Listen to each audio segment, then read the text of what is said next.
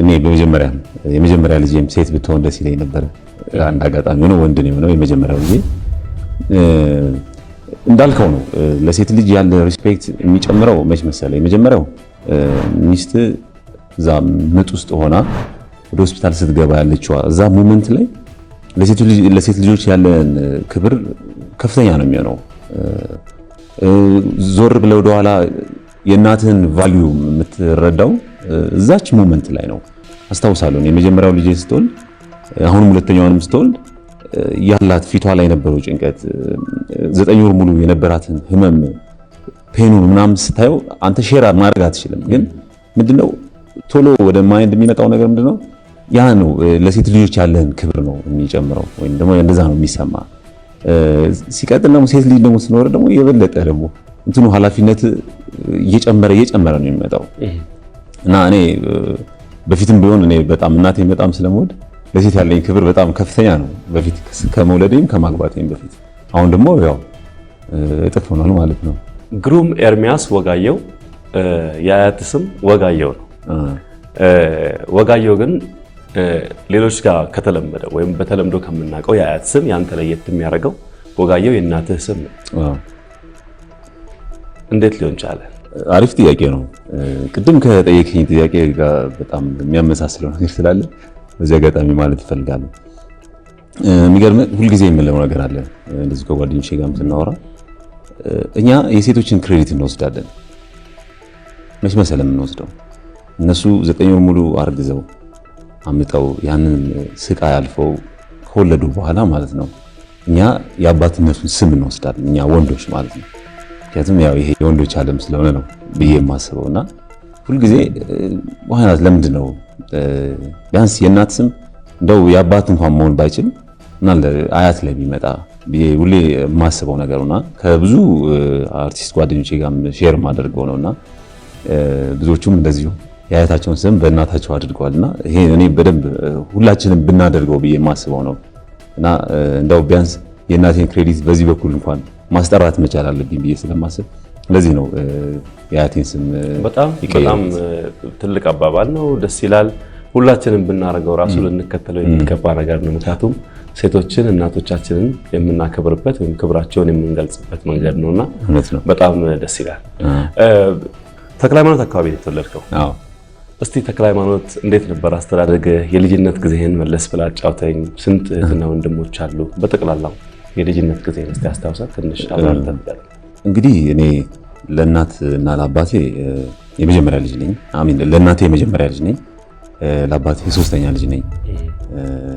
ጠቅላላ ወደ 7 ነን አንድ ላይ ማለት ነው። ተወልጄ የሚያደግኩት እዛው ተክለ ሃይማኖት አካባቢ ነው። አንተ እንዳልከው የልጅነት ሁኔታ እንዴት ነበረ? ብዙ ጊዜ ዝምተኛ ነበርኩኝ በልጅነቴ።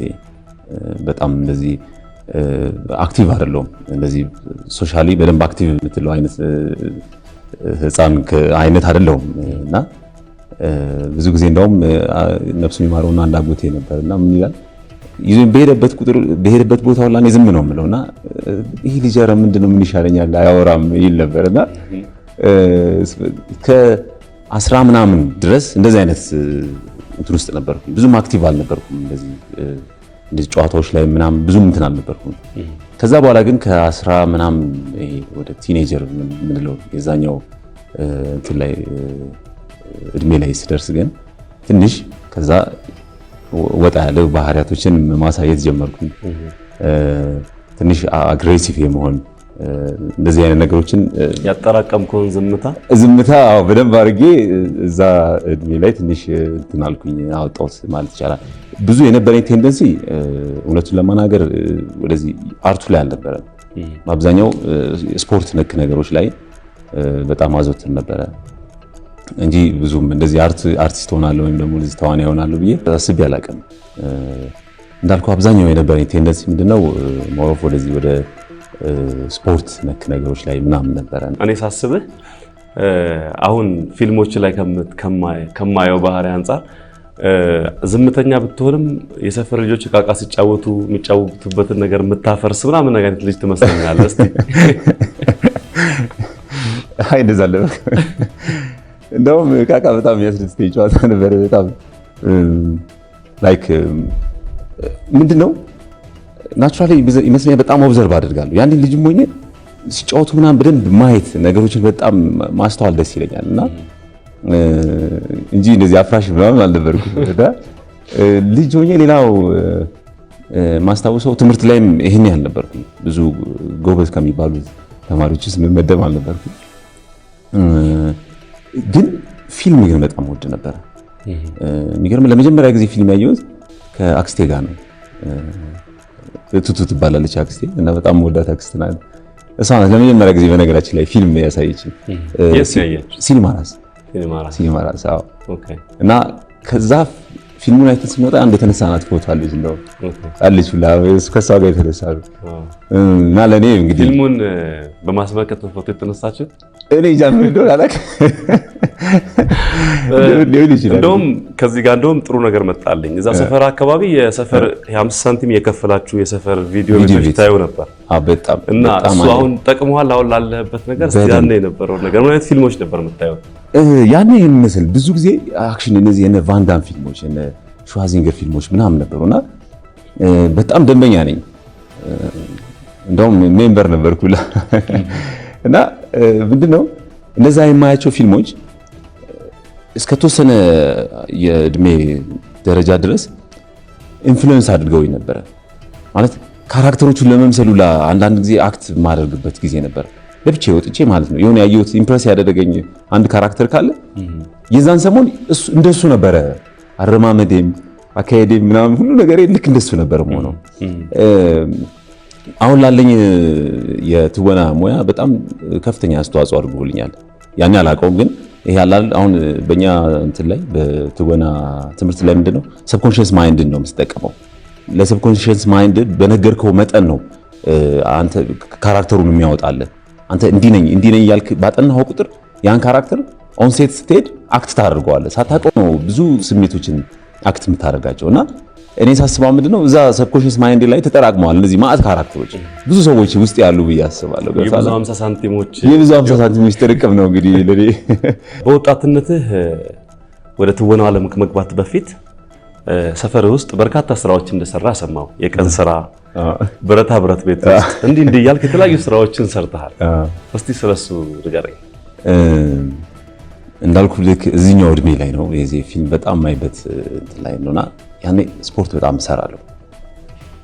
ለምንድነው እንዳልኩ ነው። አሁን ለምሳሌ የማያቸው ብዙ የአክሽን ፊልሞች እነ ቫንዳም ሹዋዚንገር ምናምን ናቸው። በዛን ጊዜ በጣም ፊገሬቲቭ የነበሩ የፊልም እንትኖች ለእኔ በጣም የማውቃቸው የነበሩት እነሱ ነበሩና ልክ እነሱን ለመምሰል ያው እሰራ ነበረ እንትን ስፖርት።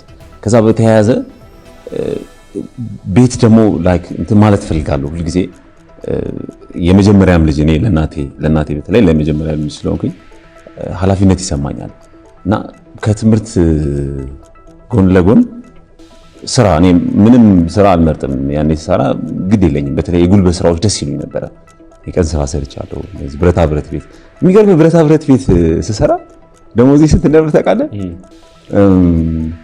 3 ብር ከ75 ሳንቲም ነበረ። ማለት በወር ነው የምትለኝ? ኖ አንድ ለአዳር ነው የምንሰራው። ስንሰራ ማለት ነው ሌሊቱን ሙሉ ነበር የምንሰራው። ቀን ትምህርት እሄዳለሁ፣ ማታ ነው ትምህርት ከእንትን መጥቼ ትንሽ እተኛለሁ። ከዛ በኋላ እገባለሁ ወደዛ እኛው አካባቢ ነው እና ብዙ የኛ ሰፈር ልጆች እዛ እንሰራለን ሁላችንም እና አንድ አዳር ሰርተ ማለት ነው 3 ብር ከ75 ሳንቲም የሚከፈል።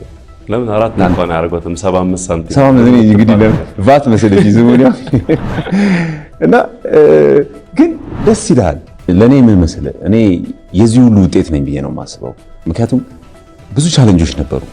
ለምሳሌ ስንሰራ እያንዳንዷ እኔ የመጣሁባት ስቴፕ ማለት ነው ብዙ ቻሌንጆች ነበሩ እና እነዛ እኔን በደንብ ሰርተው አሁን ያለኝን ፐርሰናሊቲ በደንብ ሰርተውኛል ብዬ አስባለሁ። አንድ ሞዶ አባባል አለ፣ የኮንፊሽየስ አባባል አልማዝ ሳይሞረድ እንደማያበራው የሰው ልጅ ስብዕናም ያለ መከራ ቦጋ አይልም ይላል እና እኔ እንደዚህ በደንብ ስራዬ ላይም አሁን ፐርሰናል ላይፍ ላይም እንደዚህ ፍሎሪሽ እንዳደረገ ይረዳኝ እነዚህ አይነት ቻሌንጅ ያላቸውን ነገሮች ገና በልጅነቴ በማየት ይመስለኛል እና ጠንካራ አድርጎኛል ብዬ አስባለሁ። ደስ ይለኛል። እያንዳንዱ የሰራኋት ነገር እያንዳንዷ ነገር ለኔ ቫልዩ አላት።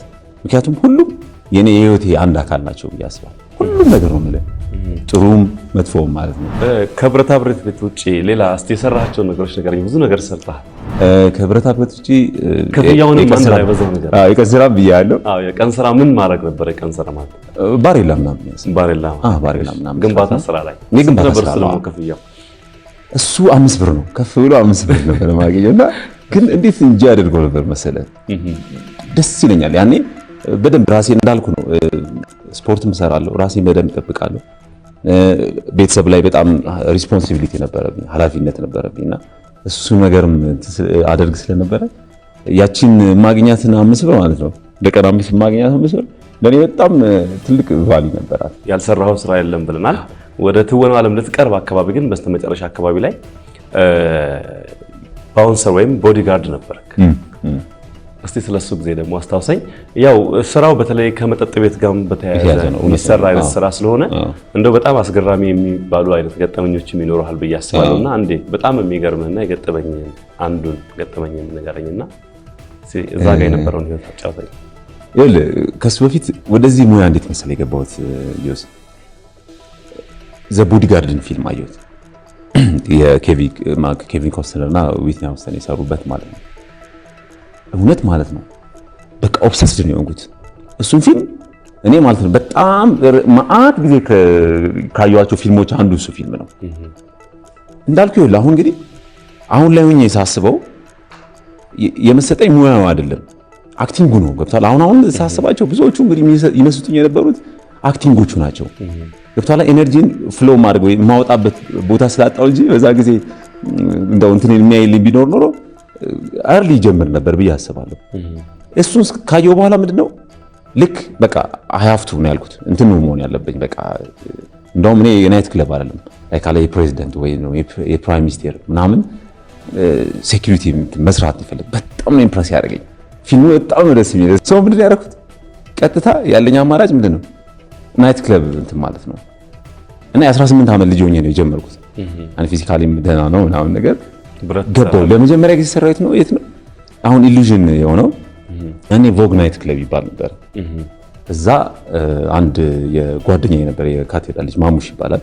ማሙሽ ካቴድራል ዱባይ ነው ያለው። በጣም ናስ በጣም ጓደኛዬ ነበርና እሱ ነው እንትን ያለኝ ያስገባኝ።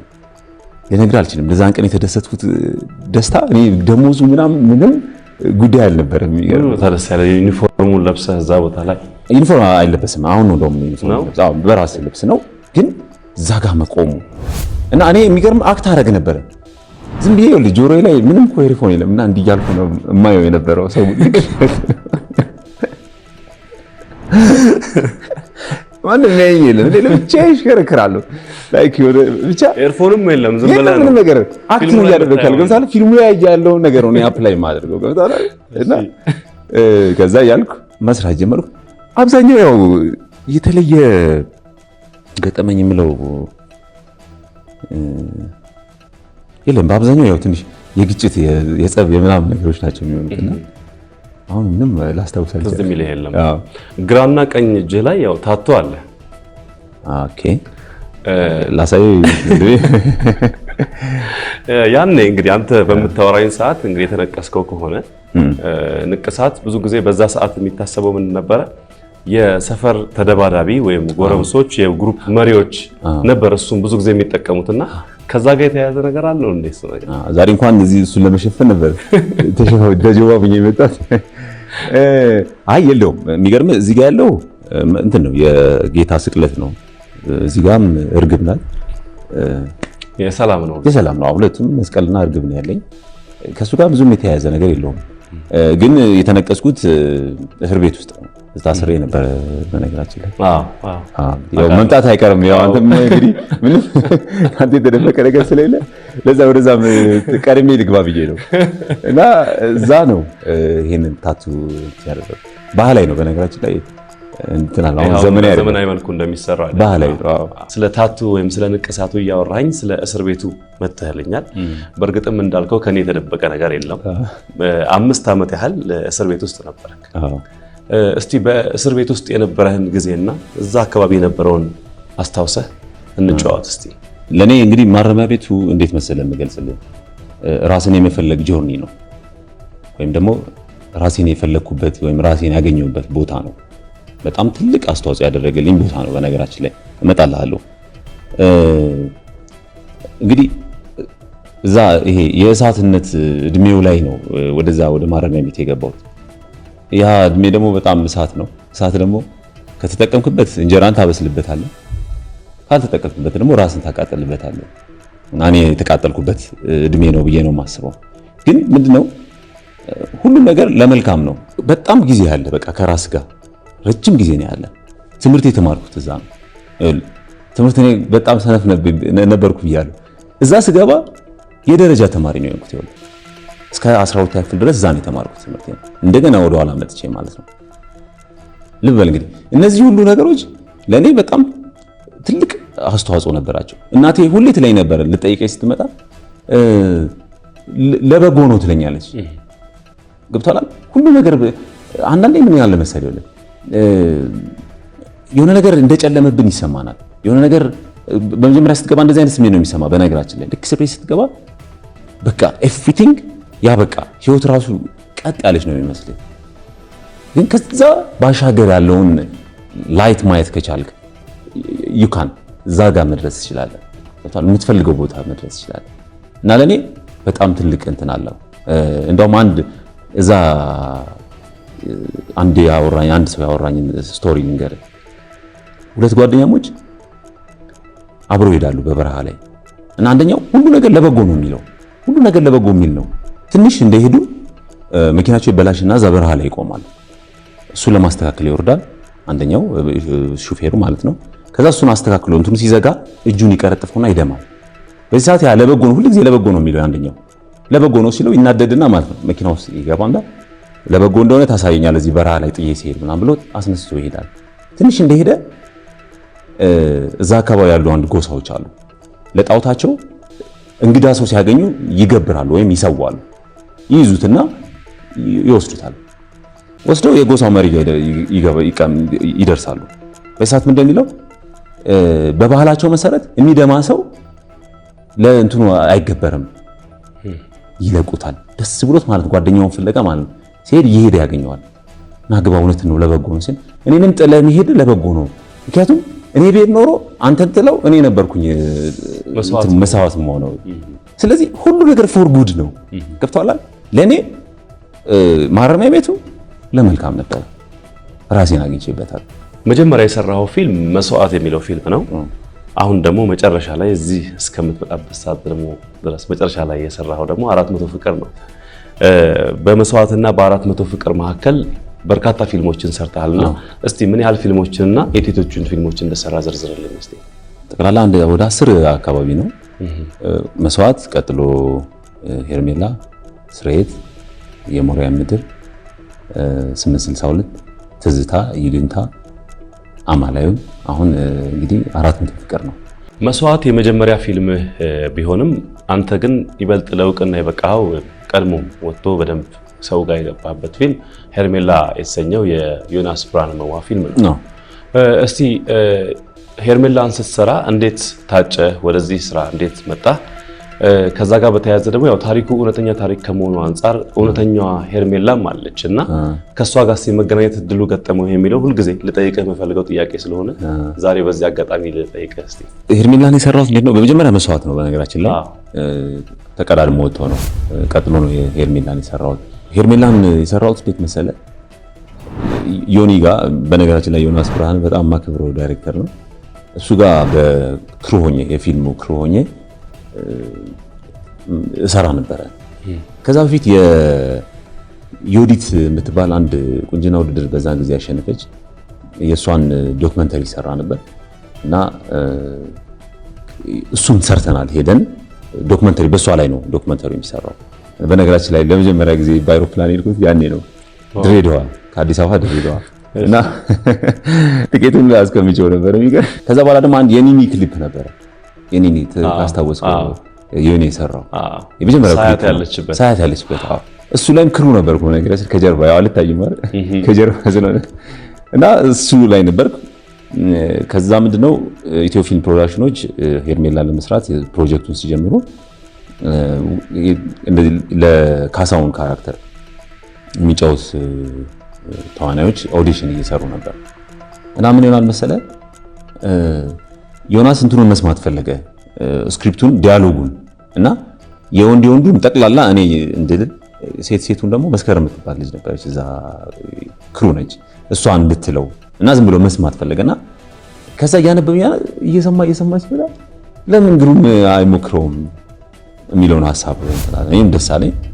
ከሌሎች ልጆች ጋር የኦዲሽን እንትናልና በዚህ ምክንያት ነው የሰራሁት። ሄርሜላን የሚገርም አላገኘኋትም። ለምንድን ነው እንግዲህ እኔም እንደነገረኝ የምርቃቱ ቀን ነበረች፣ ግን ትንሽ ፍራስትሬት አድርጋለች መሰለኝ። ፈርታ አዎ እንደዛ ነው። አንተንም ፈርታለች ማለት አዎ በቃ ያኔም ደግሞ ስለማልታወቅ እንግዲህ ተመሳሰለባት መሰለኝ አላገኘችም። እኔ አግኝቻትም አላውቅም። ይሄ ጥያቄ በእርግጠኝነት የኔ ብቻ ሳይሆን የበርካታ ሰዎች ጥያቄ ነው ብዬ ነው የማምነውና በርካታ የኢትዮጵያ አርቲስቶች የቴሌቪዥን ተከታታይ ድራማዎች ላይ እናያቸዋለን። ግሩሜን አናየው። የተለየ ምክንያት አለ? አይ የተለየ ምክንያት የለኝም።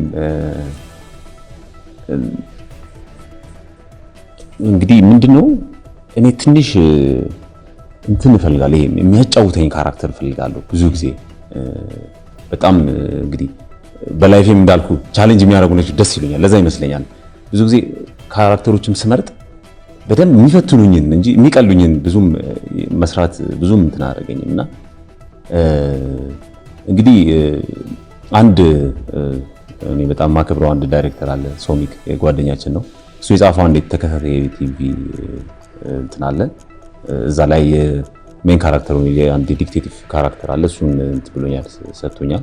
ምናልባት ፕሮሰስ ላይ ነው፣ ከቲቪዎች ጋር ፕሮሰስ ላይ ነው።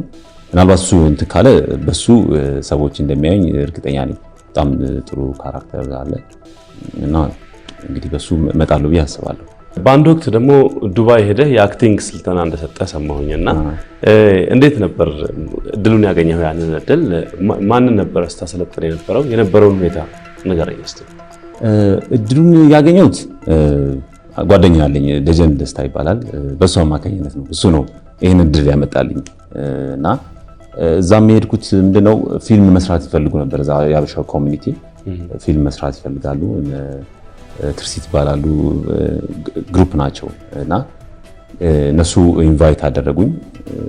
ለምንድነው ፊልሙን ከመስራታቸው በፊት የተወሰነ ኮርስ መውሰድ ፈልገው ነበረ። በዛ ምክንያት ሄጄ ለአንድ ወር የትወና ኮርስ ሰጠዋቸው። አይ ቲንክ እንግዲህ ከዛ በኋላ ያለውን ነገር ብዙም ኢንፎርሜሽን የለኝም። ለዛ ነበር የሄድኩት። አሁን ሙዚቃ ጋብዘን እንመለሳለን። አሁንም የሙዚቃ ግብዣውን ለአንተ ነው የምሰጠውና ጋብዘልኝ ሙዚቃ። እሺ፣ አሁን ሁለተኛ እድል ከሰጠኝ እንግዲህ በቤት መጥቼ እንግዲህ እንግዳ ሆኛለሁ እና የጋባዥን ያንተን ሙዚቃ መጋበዝ እፈልጋለሁ። ምክንያት ስላለኝ ነው። ሚስቴን ነፍሴ ነው የምላት እና በጣም ነው የምትወደው እሱን ዘፈን። ዝጊዛጋ ወይም ቅበጭልኝ በነፍሴ ነው ትሏል። እሺ፣ መልካም። የመጀመሪያው ምርጫ ወይም ሆቢህ ስፖርት ነው። ከዛ ደግሞ መጽሐፍ ማንበብ። ሶስተኛው ግን በጣም ነው የገረመኝ። ሆቢህ ምን እንደሆነ ስሰማ ጥሬ ስጋ መብላት እንደ ሆቢ አድርገህ። ይሄ የሆነበት የተለየ ምክንያት አለ? እንግዲህ ያው ጥሬ ስጋ ከሆቢ ውስጥ የሚገባ አይደለም፣ ግን እኔ በጣም ከመውደድ የተነሳ ሆቢ ውስጥ ከትቼዋለሁ። እና ሌላው ሙዚቃ በጣም እወዳለሁ፣ በጣም ሲበዛ ዘፈን፣ ዳንስ በጣም እወዳለሁ። በተለይ ባህላዊ ዳንሶች ትግርኛ፣ አማርኛ፣ ጉራግኛ እንደዚህ ባህላዊ የሆኑ እንትኖች በጣም ነው የሚመስጡኝ። እነሱ አልፎ አልፎም እንደዚህ ሞካክራለሁ፣ እንደ ሆቢ ብንወስደው ማለት ነው። ከዛ ውጪ እንደዚህ አልፎ አልፎ ጊዜ ምናምን ሲኖረኝ እንደዚህ ወደ መውጣት ከከተማ መውጣት በጣም ደስ ይለኛል።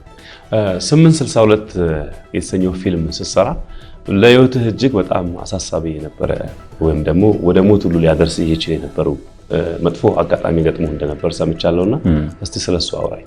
ምንድነው እንትን ነው ፊቴን ካስት ማድረግ ፈልጎ ሜካፕ አርቲስቱ በመጀመሪያ እንትን ቀባኝ። ምንድነው ላቴክስ። ከዛ በኋላ ላቴክሱ ላይ ደግሞ ሲሚንቶ መደረግ ነበረበት ጄሶ። ከዛ እሱ እንትኑ ሞልድ አድርጎ እንዲያወጣ ማለት ነው። እሱ ሲነሳ የኔን ፊት ካስት ይደረጋል ማለት ነው። አንዳንድ ፊልሞች ላይ ካየ እንዲህ ሲያወጡት የሌላ ሰው ፊት ይመጣል። ልክ እንደሱ አይነት ነገር ለመስራት ነበር። ከዛ በኋላ እንትኑ ግን ደረቀ። ከዛ በኋላ ቢባል ቢሰራ ምናምን ከዛ ከ7 ሰዓት ላይ ሀፕን ያደረገ እስከ 2 ሰዓት ነው እንትኑ ከላይ ላይ ተነስቶ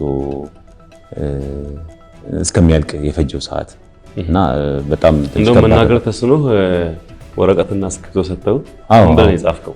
የአጥንት ሕክምና ቦታ ወሰዱኝ አልኳቸው። ምክንያቱም ከዚህ በፊት እጄ ተሰብሮ ጄሶ ከዛ ላይ በማሽን ሲነሳ አውቃለሁና ባልተሞከረ ነገር የለም። የሚገርም ፊቴ ላይ በመጋዝ ሞከሩት፣ በውሃ ለማራስ ሞከሩት ምናምን ምንም ነገር አይታየም። ይሄ ሙሉ ተሸፍኗል ፊቴ። ከዛ ቢባል እንዲህ ሲል እስክሪብቶ ምናምን በምልክት እንትን አልኳቸው። የአጥንት እንትን ሆስፒታል ወሰዱኝ አልኳቸው። እዛ ሄድን። እዛ ነው እንግዲህ ለመጀመሪያ ጊዜ ፊት በጄሶ ተጠቅልሎ ሲመጣ ሐኪሞቹም ግራን የገባቸው ደነገጡ። ምክንያቱም እጅ እግር ምናምን ነው የታወቀውና ከዛ በኋላ አኔስቴጂያ ይሰጠው ተከራከሩ ዶክተሮች። አኔስቴጂያ ይሰጠው አይ መጨረሻ ላይ አንደኛው ዶክተር ምናልባት ራሱን ቢስል ኦክሲጅን መስጠት ስለማንችል በቃ እንደዚሁ ስቃዩን ይቻለውና እንደዚሁ እናንሳሉ። ከዛ በድሪል ነው ላይ እያደረጉ በዛ ነው ሪሙቭ የተደረገው እና በጣም ፔንፉል ነበር። እያንዳንዱ ፀጉሬን ይዞት ነበርና ልክ መጨረሻ ላይ ሲነሳ ምን ፀጉር የሚባል ነገር የለም ፊቴ ላይ እና በቃ ባልቴት ነው የመሰሉት መጨረሻ። ከዛ ያንን የፀጉሩ ሁሉ ከተነሳ በኋላ ፊልሙ ላይ ያው ኮንቲኒቲም ለመጠበቅ ሲባል ያው የምታረጋቸው ነገሮች አሉ። ታዲያ እንዴት አረጋቸው እነኛን ነገሮች? ትንሽ ጊዜ የተወሰደና የተወሰነ አንድ 20 ቀን ምናምን ተወስዶ ከዛ በኋላ ነው ትንሽ ፀጉር የመብቀል ምናምን ሲጀምር ነው የተሰራው። አክቹአሊ ግን ደስ ጥሩ ጊዜ ነበረ። ባለቤትህ ሀረገወይን በጣም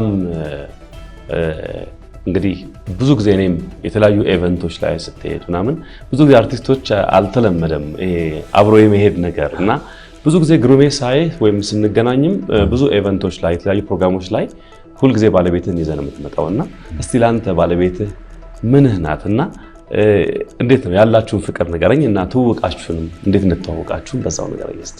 ከመጨረሻው ጥያቄ ልጀምር ከትውውቅ ከዛ ወደዛ እንድገባ። የተዋወቅነው እሷ አድናቂ ሆና ነው። ስሬት በያኔ ስሬት ፊልም ወጥቶ ነበር እና በሱ አድናቂ ነበረች።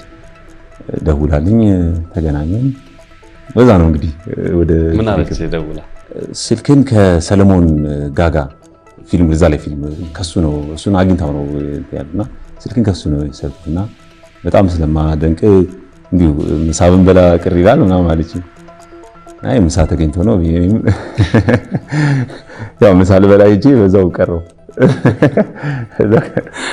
ከሷ ጋር አብራችሁ ከሆናችሁበት ጊዜ ጀምሮ ህይወት ምን ይመስላል? ያንተ ከወንደላጤነት ወደ ትዳር ህይወት ወደ ፍቅር ህይወት ገብተህ ከሷ ጋር ያለ ህይወት እስቲ ሌላ ቻፕተር ነው። በነገራችን ላይ ከዚህ ከወንደላጤነት ወደ ትዳሩ መግባት ማለት ሌላ ቻፕተር እንደመግለጥ ነው፣ ሌላ ምዕራፍ ነው እና እንግዲህ ሁሌ አዲስ ምዕራፍ ሲሆን ደግሞ ሁሉ ነገር አዲስ ነው የሚሆንብና ብዙ ነገሮች አዲስ ነው ኤክስፒሪየንሱ ምኑም እና ብዙ ቻሌንጆች ይኖሩታል። ግን ደስ ይላል፣ በጣም አሪፍ ነው። ያው እሷም ግን ለኔ ልጆቼን የሰጠችኝ በጣም ማከብራት ለኔ ሂሮ ናት። ሪሊ እኔ ሁሉም ሴቶች ለኔ በተለይ እናቶች ለኔ ሂሮ ናቸው። ማንኛውም እናት ለኔ ሂሮዎች ናቸው እና እሷ አንዷ ሂሮዬ ናት ለኔ የኔ የግሌ ሂሮ ናትና ለኔ እንደዛ ነው ያሳፍ። መኪና ትነዳለህ? አዎ። አሁን መኪና አለ አለኝ። አዎ። ምን አይነት ናት መኪና? ዴክስ ናት፣ ነጭ ዴክስ። በልጅነትህ ግን በጣም መንዳት ከመውደድህ የተነሳ ሰፌድ ይዘህ ፊት ሆነ እዚህና ወንድሞች ምን ታረግ ነበር? እስቲ ምን መሰለህ በጣም እኛ ግቢ ውስጥ የከባድ መኪና ሹፌር ነበሩ እና እሳቸው ከሰል ይዘው ሲመጡ ምናምን በግ ምናምን ያለ ደስ ነው የሚለኝ እና አድጌ ሹፌር መሆን ነው የምፈልገው። ስለዚህ ምንድነው ፕራክቲስ የማደርገው ሰፌድ ይዝና አልጋችን ላይ እንትና እህትና ወንድሞችን እጭናቸዋለሁ እና ካልተጫነች አንደኛዋ ታለቅስ ነበር፣ ትዝ ይለኛል። እሪ ትላለች፣ ምን ነው በመኪና አልጫነ ለብቻቸው ሊሄዱ እና እነሱን ይዤ ለእናቴም ከስል ይዤልሽ መጣሁ ምናምን ክላክስ አደርጋለሁ። በአፌ ነው ክላክስ ማድረገው። የጫንኩትን ነገር አውርጅልኝ።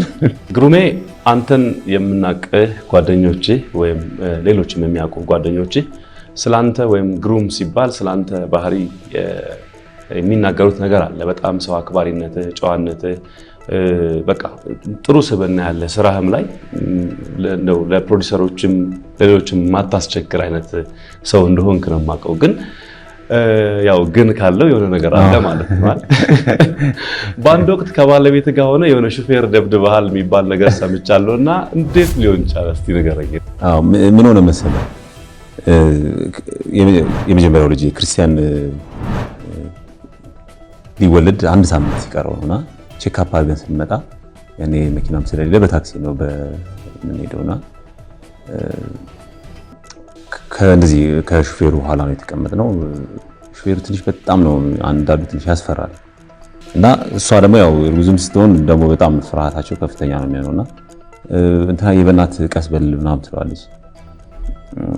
ዞሮ ደስ ማይል እንትን ተሳደበና ያው እንግዲህ በሶስት ነገሮች ቀልድ የለም በእናት በሀገርና በሚስት ነውና በቃ ምን አደረክ? ያው ቀልድ እንደማላውቅ ነው ደብቀው ያው ማለት ግጭት ነገሮች ተፈጠሩ ማለት ቅድም ብያለሁ። እኔ እነዚህ ውጤት ነኝ እንግዲህ እነዚህ ሶስት ነገሮች ውጤት ነኝ ብዬ አስባለሁ። የፀሐይ መውጫ ልጆችን ስትሰሩ ከሰለሞን ቦጋለ ጋር ወደ አፋር ክልል እየሄዳችሁ መንገድ ላይ በጣም መጥፎ ቦታ ላይ መኪናው ተበላሸና መኪና ለመሰራት ሲሞከር ሰለሞን ያደረገው ነገር በጣም ያሳቀኝና እስቲ ምን ነበር ነገር? ምን መሰለህ ከደሆ የምትባል የገበሬ ማህበር አለች እና እዛ ነው የምንሰራው። ከከተማው ወደ 40 ምናምን ኪሎ ሜትር ወደ ውስጥ ገብተን ነው እና ሌሊት 6 ሰዓት ነው ከተማው ስንሰራ ውለን ወደ ውስጥ እየሄድን መኪናው ተበላሸ እና እዛ ግን ምን ይላሉ አንበሶች አሉ እንትን ስለዋለ በረሃ ስለሆነ አንበሳ አለ ምናምን ተባልና ሁሉም ሰው ትንሽ እንትን ብለዋል። ከዛ ለሰለሞን ባትሪ ተሰጠው እና የሚሰራው ልጅ አለ መኪናውና ማብራት ያለበት ወደዚህ ነው እሱ ወደ ጨለማ አንበሳ ፈለጋ እና ረሰሌ ወደዚህ አብራልኝ ይላል እሱ ወደዛ ነው ያበራ እና ይሄ ነገር ነው ማስተውሰው። መጀመሪያ የተሰራው ፊልም መስዋዕት ከሱ ጀምረህ አሁን ያለበት 400 ፍቅር ድረስ ያው የተለያዩ ፊልሞችን ሰርተሃል። መጀመሪያ ከሰራው ፊልም መስዋዕት የተከፈለ ክፍያ ምን ያህል ነው? አሁን ደግሞ የተከፈለ 400 ፍቅር ላይ የተከፈለ ምን ያህል ነው? ከዛ ጋር እያይዘህ ኢትዮጵያ ውስጥ ባለው አሁን ባለውበት ሁኔታ በኢትዮጵያ ውስጥ ላሉ የፊልም ባለሙያዎች የሚከፈለው ወይም ለክፍያ ተገቢ ነው ወይም ደግሞ በቂ ነው ብለህ ታስባለህ? የመጀመሪያው 500 ብር ነው። 500 ብር ነው መስዋዕት ላይ ማለት እንደውም በነፃ ነበር። ከስንት ጊዜ በኋላ ነው 500 ብር አይመጣች ይላል ነገር ትርፍ ተገኝቶ ምናምን ተብሎ እንደው ለታሪክ የሚሆናል ምናምን ብዬ ነው የወሰድኩት። መጨረሻ ላይ አሁን ከ400 ፍቅር በኋላ የሰራሁት አሁን ከቶም ፊልም ፕሮዳክሽን ጋር የሰራ ነው አንድ ፊልም አለ አዲስ በቅርብ ጊዜ የሚወጣ ፊልም። እሱ ነው የመጨረሻው ክፍያዬ 110 ሺህ ብር ነው የተከፈለኝ። ከክፍያ አንጻርስ ኢትዮጵያ ለባለሙያዎቹ የሚከፈለው ነገር በቂ ነው ትላለህ? ያው እንግዲህ ወፍ እንደ ሀገሯ ነው የምትጮህ ይባላል። ባለው ከሀገራችን ካለው ነባራዊ ሁኔታ ጋር በስታነጻጽረው ሪላቲቭሊ ስታየው እንግዲህ እንደኔ ጥሩ ነው። አሁን ያለው ነገር አሪፍ ነው ብዬ አስባለሁ። በጆሲ ኢን ዘ ሃውስ ሾው ፌስቡክ አድራሻችን ላይ በርካታ የኛ ፋኖች የሚፈልጉትን ሰው እንዲጠይቁ ማን ይጠይቅላችሁ ከሚለው ጥያቄ በመነሳት ግሩም ኤርሚያስ በጣም በርካታ አድናቂዎች እዚህ ጆሲ ኢን ዘ ሃውስ ሾው ላይ እንድትቀርብ ይፈልጋሉ እና በዛ ምክንያትም እዚህ መተን ይሄን ነገር በማውራታችን አመሰግናለሁ። ግን ከነዛ መካከል እንደውም አንዳንዶች የጠየቁኝ ጥያቄዎች አሉ። ግሩም ኤርሚያስ በርካታ የፌስቡክ አድራሻ አለ ግሩም ኤርሚያስ የሚል እና የትኛው እንደሚጠቀም አላወቅንም እና ስንጽፍለትም አይመልስልንም ይላሉ እና ለዚህ ምንድን ነው መልስ? እኔ የሚገርም ፌስቡክ የለኝም። እንደውም በቅርቡ አንድ ማስታወቂያ በቲቪ ይለቃሉ በተመሳሳይ ምርት እንዳይታለሉ የሚል እንደ ሳሙና ማለት ነው አይ ቲንክ በኔ ብዙ ወጥቷል፣ ግን እኔ የሚገርም ፌስቡክ ተጠቃሚ አይደለሁም። ለምን ግን አታረግም? እሱን ነገር ማድረግ አለብህ። ራስህ ማኔጅ የምታደርገው ፌስቡክ ያስፈልጋል። 2 ዓመት ምናምን በፊት ነበረኝ። ከዛ ግን ዘጋሁት። አንዳንድ ደስ የማይሉ ነገሮች ሰንሰን ዘጋሁት በቃ።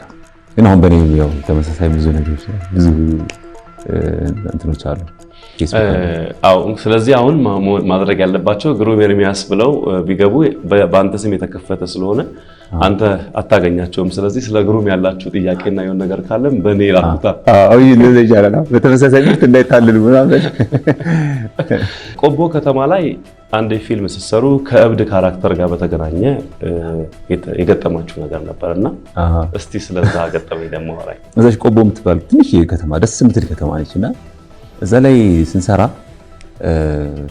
አንተነህ አስረስ ቅድም የገለጽኩ በጣም ጎበዝ አክተር ያልኩ እሱ የአእምሮ በሽተኛ ሆኖ ነው የሚሰራው የዛ የከተማው እና ሜካፕ ተሰርቶ ምናምን ስታየው በቃ ደንበኛ እንትን ነው የሚመስለው። ቁጭ ብሎ የተወሰነች ነገር ይቀራል እና ተስፋዬ ነው እንትን እያደረገ እየሰራው አንድ ሰውዬ መጣ። ቀጥ ብሎ መጣና በጥፊ ነው ያደረገው ተስፋዬ። እንዴት በአእምሮ በሽተኛ እንዴት ትቀልዳላችሁ? ያለው ኧረ እባክህ ቢባል ቢሰራ ኧረ ፊልም ነው በቃ እንዴት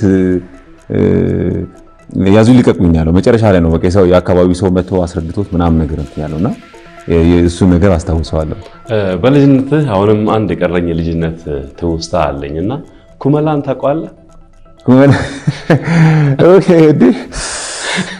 በጣም ይገርማል።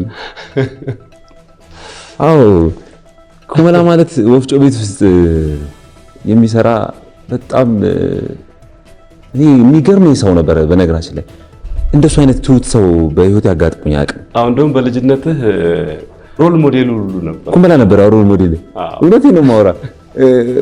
አክትም እንደሱ ላንትን ነበር። አሁን በጣም ገርሞኛል አስታወስከኝ።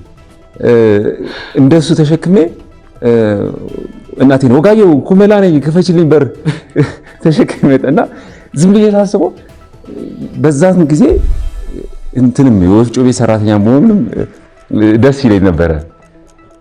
ግን እንደው ስለ ኩመላ ካነሳ በጣም የሚገርም ፐርሰናሊቲ ያለው ሰው ነበር።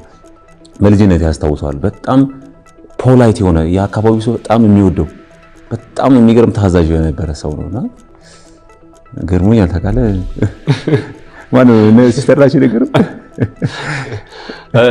አሁን ወደ አዲሱ ፊልምህ እንምጣ። እንግዲህ በቅርቡ ለተመልካች የቀረበው 400 ፍቅር የተሰኘው ፊልም ስትሰራ በጣም ፈታኝ ነገሮችን አልፈሃል። ቀደም ሲል እንደነገርከኝ እና ለ8 ወር ያህል የቦክስ ልምምድ ፕሮፌሽናል የቦክስ ልምምድ ስታደርግ ነበር።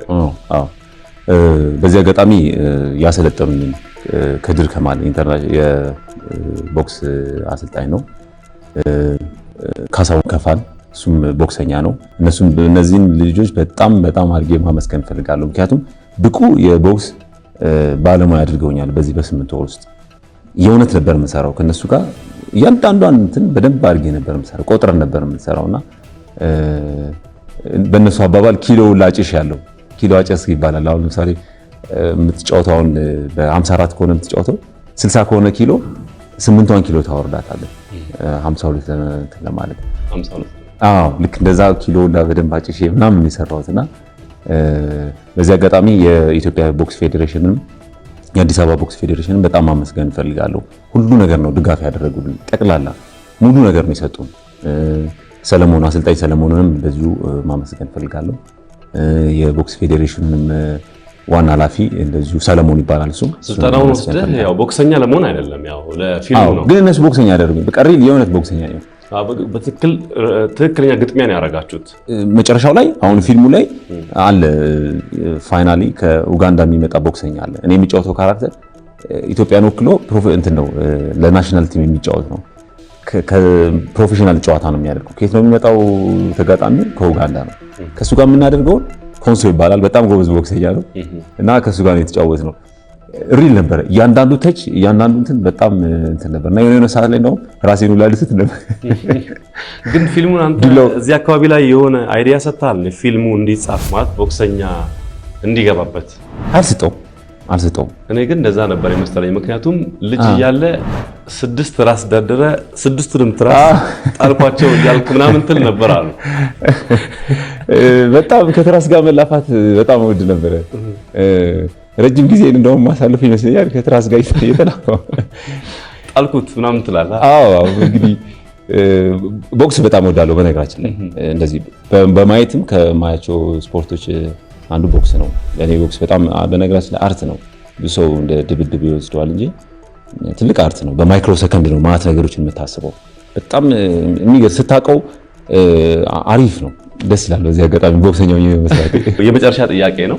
400 ፍቅር አዲሱ ፊልም እስካሁን ከሰራሃቸው ፊልሞች ምን የተለየ ነገር ይዞ መጥቷል? ምን አዲስ ነገር አለው ብለህ ነው? አዎ ብዙ የተለዩ ነገሮች አሉት ብዬ አስባለሁ። አንደኛው ያልተሞከረ ነገር ነው። ለምሳሌ የቦክስ ስቶሪ በእኛ የፊልም ታሪክ ላይ የመጀመሪያ ነው።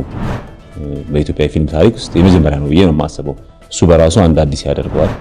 ሁለተኛ ደግሞ እኔም ደግሞ የተጫወትኳቸው 2 መንታዎች መልካቸው የሚመሳሰል ግን ፍጹም በባህሪ የተለያዩ። ምክንያቱም ስለ መንታዎች ብዙ አጥንቻለሁ። በነገራችን ላይ እንደዚህ አይነት መንታዎች አይደንቲካል ሚረር ኢሜጅ ትዊንስ ነው የሚባሉት። አሁን እኔ የተጫወትኳቸው ካራክተሮች መንታዎች የተለያየ መንታዎች አሉ እና ይሄኛው የነዚህ አይነት መንታዎች ምንድነው የሚለያቸው? መልካቸው አንድ አይነት ነው ግን ብዙ ነገራቸው ነው ኦፖዚት ነው ይላል። ለምሳሌ አንደኛው ግራኝ ከሆነ አንደኛው ቀኝ ነው። አንደኛው ነጭ ከወደደ አንደኛው ጥቁር ነው። ኤቭሪቲንግ ፖዚቲቭ እንትን ናቸው፣ ኦፖዚት ናቸው። እና ይሄ በራሱ ለኔ ቻሌንጅ ነበር። 2 ፐርሰናሊቲ ነው የተጫወቱት እያንዳንዱ ነገር ማለትና አሪፍ ነው። ድራማ ኮሜዲ ነው። ቆንጆ ስቶሪዋን በጣም ውብ ስቶሪ ነው። በጣም ወድጄው እንግዲህ ዓመት ከምናምን የፈጀብን እና ይሄ ነገሮች አዲስ ነገር ለተመልካቹ ይዘን እንመጣለን ብዬ አስባለሁ። ሌላው ደግሞ አብይ ፈንቴንም በዚሁ የምንጠብቀው ነው። ቆንጆ ሲኒማቶግራፊ ነው የሰራው። በጣም የሚያምር ሲኒማቶግራፊ ነው የሰራው። እንግዲህ እኔ ጥያቄዎችን ጨርሻለሁ። በስተመጨረሻ ለማስተላለፍ የምትፈልጋቸው መልእክቶች፣ ማመስገን የምትፈልጋቸው አካሎች ካሉ እድሉን ልስጥህ። ማመስገን የምፈልገው በመጀመሪያ ቤተሰቦቼን ነው። ምክንያቱም እኔ እዚህ ጋር እንድቆም ወይም ደግሞ እዚህ ደረጃ እንድደርስ ትልቅ አስተዋጽኦ ያደረጉልኝ ቤተሰቦቼ ናቸው። በጣም ወዳቸው፣ በጣም ማከብራቸው ቤተሰቦቼ ናቸው። እነሱን ሁልጊዜ እግዚአብሔር ከፍ እንዲያደርግልኝ እመኛለሁ በዚህ አጋጣሚ። ሌላው ጓደኞቼን ነው። ጓደኞቼን በጣም ለኔ ትልቅ አስተዋጽኦ አላቸው። እነሱንም ማመስገን እፈልጋለሁ። ከዛ ደግሞ አሁን በቅርቡ ወደኛ ቤት የተቀላቀለችውን አዲሷን ልጄ እንዳገኝ የረዱኝን ዶክተር ታከለን እና የቢጂኤም ስታፎችን በጠቅላላ በጣም ማመስገን እፈልጋለሁ። ቀጥሎ ደግሞ አድናቂዎቼን በሙሉ ሁልጊዜ ለኔ ስንቄ ናቸው። እነሱ የሚሰጡኝ ነገር ነው ትልቅ ወደፊት እንደ ስፕሪንግ ቦርድ ነው ለኔ የአድናቂዎቼ ኮሜንት፣ እያንዳንዱ ኮሜንት እና ሁሉንም አድናቂዎቼን በጣም ማመስገን እፈልጋለሁ። በመጨረሻ እንግዲህ እግዚአብሔር አምላክ አገራችንን ከፍ ያድርግልን እላለሁ። ግሩሜ የነበረን ጊዜ በጣም ደስ የሚል ጊዜ ነበረ። ስለነበረን ቆይታ በኢቢኤስ ቲቪ በጆሲ ኢን ዘ ሃውስ ሾው ስም በጣም አድርጌ አመሰግናለሁኝ። እንግዲህ በቀጣይም የስራ ህይወትህ የተሳካና የተቃና እንዲሆን እመኛለሁኝ። በሌላ ጊዜ ደግሞ ከተለያዩ ስራዎችን አዳዲስ ነገሮችን ይዘን መጥተን ደግሞ ቀሪዎቹን ጨዋታዎች ያው ብዙ ነገሮች ነበር ስላንተ ሰብስቤ የነበረው ያው ከሰዓቱ ጥረት የተነሳ ነው እንደውም እንዲህ ባጭሩ ያልነው እና በሌላ ጊዜ እንደምንገናኝ ተስፋ አደርጋለሁኝ። የነበረን ቆይታ በጣም ቆንጆ ነበረ። እግዚአብሔር ያክብርልኝ። አመሰግናለሁ። አንተም እዚህ ስለጋበዝከኝ በጣም አመሰግናለሁ።